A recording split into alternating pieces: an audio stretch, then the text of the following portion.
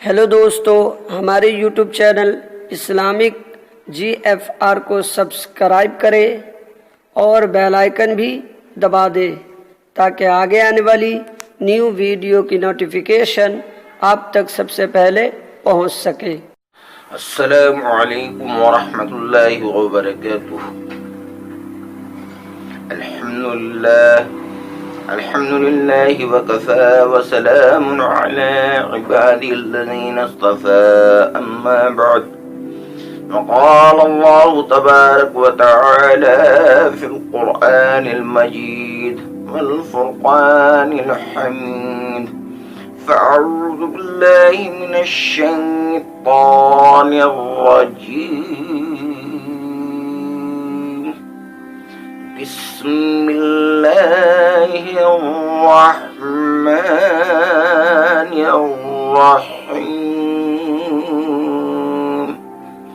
والفجر وليال عشر، والشفع والوتر، والليل إذا يسر، هل في ذلك قسم لذي حجر، صدق اللہ العظیم۔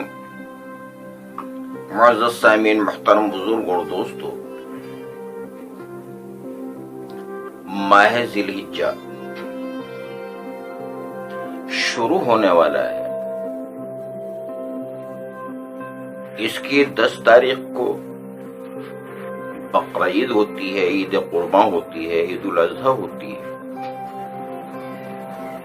اس لیے مناسب یہ معلوم ہوتا ہے کہ ذی الحجہ کے یہ 10 دن جو یکم ذی الحجہ سے 10 ذی الحجہ تک ہیں، اللہ تبارک و تعالی نے ان کو ایک عجیب خصوصیت اور فضیلت بخشی ہے۔ بلکہ اگر غور سے دیکھا جائے تو معلوم ہوگا کہ فضیلت کا یہ سلسلہ رمضان المبارک سے شروع ہو رہا ہے۔ اللہ تبارک و تعالی نے عبادتوں کے درمیان عجیب و غریب ترتیب رکھی ہے کہ سب سے پہلے رمضان المبارک لائے اور اس میں روزے فرض فرما دیے، اور پھر رمضان المبارک ختم ہونے پر فوراً اگلے دن سے حج کی عبادت کی تمہید شروع ہو گئی۔ اس لیے کہ حضور اقدس صلی اللہ علیہ وسلم نے ارشاد فرمایا کہ حج کے 3 مہینے ہیں، شوال، ذی القعدہ اور ذی الحجہ۔ اگرچہ حج کے مخصوص ارکان تو ذی الحجہ ہی میں ادا ہوتے ہیں، لیکن حج کے لیے احرام باندھنا شوال سے جائز اور مستحب ہو جاتا ہے۔ لہذا اگر کوئی شخص حج کو جانا چاہے تو اس کے لیے شوال کی 1 تاریخ سے حج کا احرام باندھ کر نکلنا جائز ہے۔ اس تاریخ سے پہلے حج کا احرام باندھنا جائز نہیں۔ پہلے زمانے میں حج پر جانے کے لیے کافی وقت لگتا تھا اور بعض اوقات 2-2 3-3 مہینے وہاں پہنچنے میں لگ جاتے تھے۔ اس لیے شوال کا مہینہ آتے ہی لوگ سفر کی تیاریاں شروع کر دیتے تھے۔ گویا کہ روزے کی عبادت ختم ہوتے ہی حج کی عبادت شروع ہو گئی، اور پھر حج کی عبادت اس پہلے عشرے میں انجام پا جاتی ہے۔ اس لیے کہ حج کا سب سے بڑا رکن جو وقوف عرفہ ہے، جو 9 ذی الحجہ کو انجام پاتا ہے، انہی دنوں میں انجام پاتا ہے۔ اور جب اللہ تبارک و تعالی نے رمضان المبارک کے روزے پورے کرنے کی اور حج کے ارکان پورا کرنے کی توفیق عطا فرما دی، اور یہ 2 عظیم الشان عبادتیں تکمیل کو پہنچ گئیں، اس وقت اللہ تبارک و تعالی نے یہ ضروری قرار دیا کہ مسلمان ان عبادتوں کی ادائیگی پر اللہ تعالی کے حضور شکر کا نذرانہ پیش کرے، جس کا نام قربانی ہے۔ لہذا 10، 11، 12 تاریخ کو اللہ تعالی کے حضور شکر کا نذرانہ پیش کیا جاتا ہے کہ اے اللہ، آپ نے ہمیں یہ 2 عظیم عبادتیں عطا کرنے کی توفیق عطا فرمائی۔ یہ عجیب بات ہے کہ اللہ تعالیٰ نے عید الفطر کو اس وقت رکھا جب روزے کی عبادت کی تکمیل ہو رہی تھی، اور عید الاضحیٰ کو اللہ تعالیٰ نے اس وقت رکھا جب حج کی عظیم الشان عبادت کی تکمیل ہو رہی ہے۔ لیکن اس میں حکم یہ دیا کہ عید الفطر میں خوشی کا آغاز صدقۃ الفطر سے کرو، اور عید الاضحیٰ کے موقع پر خوشی کا آغاز اللہ تعالیٰ کے حضور قربانی پیش کر کے کرو۔ چونکہ ذی الحجہ کا مہینہ شروع ہونے والا ہے اور عشرہ ذی الحجہ کا آغاز ہونے والا ہے، اس لیے خیال ہوا کہ کچھ باتیں اس عشرہ ذی الحجہ کے متعلق عرض کر دی جائیں۔ یہ عشرہ جو یکم ذی الحجہ سے شروع ہوگا اور 10 ذی الحجہ پر جس کی انتہا ہوگی یہ سال کے 12 مہینوں میں بڑی ممتاز حیثیت رکھتا ہے۔ اور پارہ میں جو سورہ فجر کی ابتدائی آیات ہیں والفجر ولیال عشر، اس میں اللہ تبارک و تعالی نے 10 راتوں کی قسم کھائی ہے۔ اللہ تعالیٰ کو کسی بات کا یقین دلانے کے لیے قسم کھانے کی ضرورت نہیں، لیکن کسی چیز پر اللہ تعالیٰ کا قسم کھانا اس چیز کی عزت اور حرمت پر دلالت کرتا ہے۔ تو اللہ تعالیٰ نے اس سورہ فجر میں جن راتوں کی قسم کھائی ہے اس کے بارے میں مفسرین کی ایک بڑی جماعت نے یہ کہا ہے کہ اس سے مراد ذی الحجہ کی ابتدائی 10 راتیں ہیں۔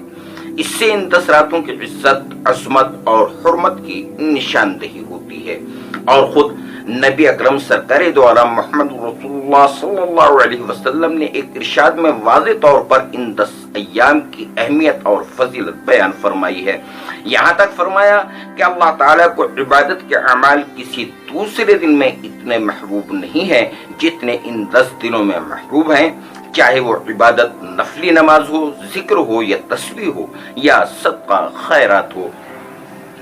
اور ایک حدیث میں یہ بھی فرمایا کہ اگر کوئی شخص ان ایام میں سے ایک دن روزہ رکھے تو ایک روزہ ثواب کے اعتبار سے 1 سال کے روزے کے ثواب کے برابر کر دیا جاتا ہے۔ اور فرمایا کہ ان 10 راتوں میں ایک رات کی عبادت لیلۃ القدر کی عبادت کی برابر ہے، یعنی اگر ان راتوں میں سے کسی بھی ایک رات میں عبادت کی توفیق ہو گئی تو گویا اس کو لیلۃ القدر میں عبادت کی توفیق ہو گئی۔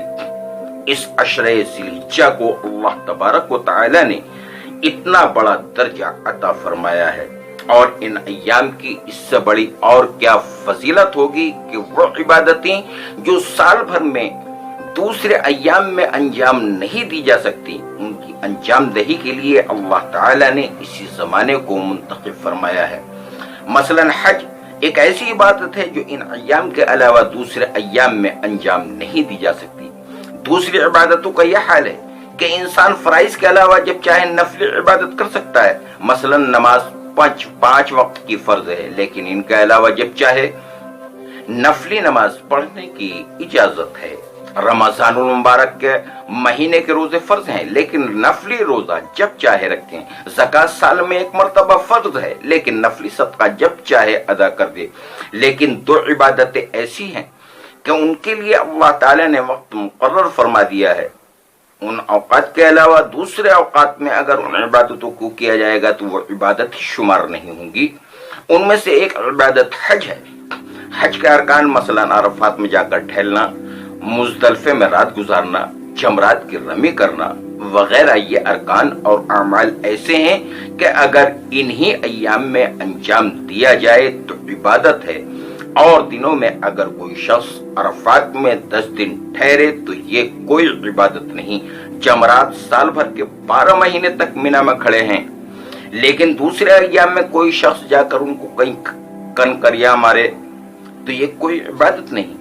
تو حج جیسی اہم عبادت کے لیے اللہ تعالیٰ نے انہی ایام کو مقرر فرما دیا کہ اگر بیت اللہ کا حج ان ایام میں انجام دو گے تو عبادت ہوگی اور اس پر ثواب ملے گا۔ دوسری عبادت قربانی ہے۔ قربانی کے لیے اللہ تعالیٰ نے ذی الحجہ کے 3 دن یعنی 10، 11 اور 12 تاریخ مقرر فرما دیے ہیں۔ ان ایام کے علاوہ اگر کوئی شخص قربانی کی عبادت کرنا چاہے تو نہیں کر سکتا، البتہ اگر کوئی شخص صدقہ کرنا چاہے تو بکرا ذبح کر کے اس کا گوشت صدقہ کر سکتا ہے۔ لیکن یہ قربانی کی عبادت ان 3 دنوں کے سوا کسی اور دن میں انجام نہیں پا سکتی، لہذا اللہ تبارک و تعالی نے اس زمانے کو یہ امتیاز بخشا ہے۔ اسی وجہ سے علماء اکرام نے ان احادیث کی روشنی میں لکھا ہے کہ رمضان المبارک کے بعد سب سے زیادہ فضیلت والے ایام عشرہ ذی الحجہ کا ایام ہیں۔ ان میں عبادتوں کا ثواب بڑھ جاتا ہے اور اللہ تعالیٰ ان ایام میں اپنی خصوصی رحمتیں نازل فرماتے ہیں۔ اللہ تبارک و تعالی ہم سب کو اس عشرہ ذی الحجہ کے ان 10 ایام میں خاص طور سے عبادت کرنے کی اور اس کے اندر روزہ رکھنے کی اللہ تبارک و تعالی ہم سب کو توفیق عطا فرمائے، اور قربانی کے اس فریضے کے انجام دینے کے لیے اللہ تبارک و تعالی ہم سب کو اخلاص اور تقوی کے ساتھ قربانی کرنے کی توفیق عطا فرمائے۔ وآخر الدعوانا الحمدللہ رب العالمین۔ السلام علیکم ورحمۃ اللہ وبرکاتہ۔ ہیلو دوستو، ایسی اسلامی جانکاری کے لیے آپ ہمارے چینل اسلامک GFR کو سبسکرائب کریں اور بیل آئیکن بھی دبا دیں تاکہ آگے آنے والی نیو ویڈیو کی نوٹیفیکیشن آپ تک سب سے پہلے پہنچ سکے۔ خدا حافظ دوستو۔